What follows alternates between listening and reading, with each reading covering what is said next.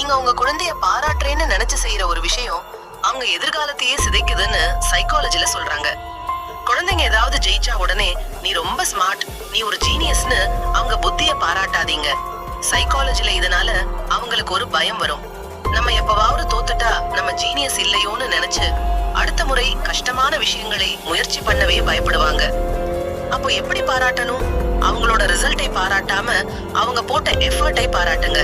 நீ ஜெயிச்சது முக்கியம் இல்ல, நீ இதுக்காக எவ்வளவு கஷ்டப்பட்டு படிச்சே உழைச்சேன்றதுதான் முக்கியம்னு சொல்லுங்க.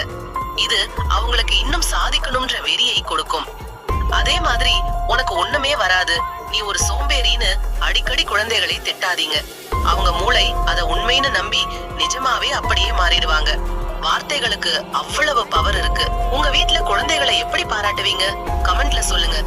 இன்னும் பல சைக்காலஜி ரகசியங்களுக்கு ஷேடோ விஷன் சேனலை சப்ஸ்கிரைப் பண்ணுங்க.